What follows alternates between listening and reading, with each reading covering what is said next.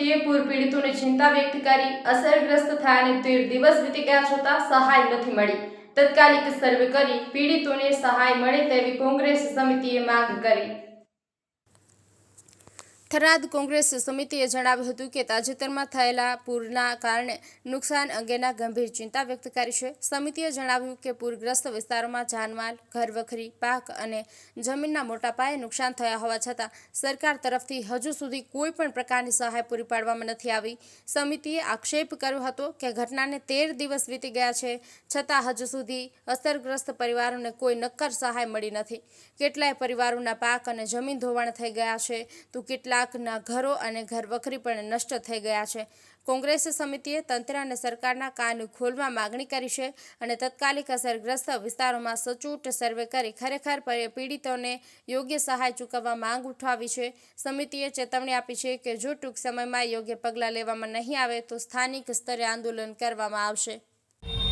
ભારે વરસાદ અને વાવાઝોડાને આજે લગભગ 13 દિવસ થઈ ગયા છે।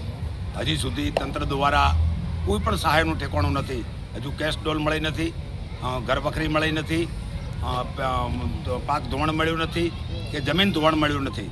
તો અમારી સરકારશ્રીને અને અહીંના તંત્રને એક વિનંતી છે કે જલ્દીમાં જલ્દી આવતીકાલે કેશ ડોલ આપવામાં આવે। જે લોકો બેઘર થયા છે એમને ઘરવખરી આપવામાં આવે। જેના પશુઓ મર્યા છે એમને પૂરતી સહાય આપવામાં આવે। જમીન ધોવાણના પેમેન્ટ આપવામાં આવે અને પાક નિષ્ફળનું પૂરેપૂરું વળતર આપવામાં આવે એવી અમારી કોંગ્રેસ પાર્ટીની માગણી છે।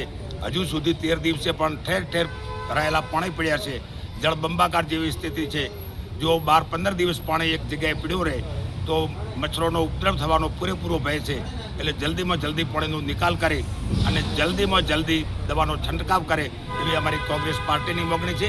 આ અમારો એક તાલુકાનો પ્રશ્ન નથી, પણ વાવ, ભાભર, સોયગામ અને થરાદ આ ચારે તાલુકાનો પ્રશ્ન છે અને ઘાસચારાનું જલ્દીમાં જલ્દી વિતરણ કરે એવી અમારી કોંગ્રેસ પાર્ટીની માગણી છે। અતિવૃષ્ટિ અને ભારે વરસાદના લીધે થરાદ તાલુકા, વાવ, ભાભર, સોયગામમાં ખૂબ જ તારાજી થઈ છે, પણ સરકારની સહાય કે પેકેજ અત્યાર સુધી આવ્યું નથી।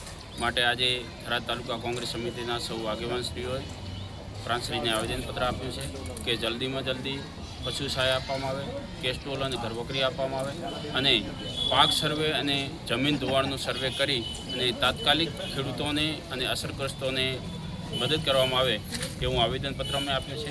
માટે સરકારશ્રીને વિનંતી છે કે જલ્દીમાં જલ્દી પેકેજ જાહેર કરી અને અસરગ્રસ્ત તાલુકા છે એમાં યોગ્ય સહાય જાહેર કરવામાં આવે।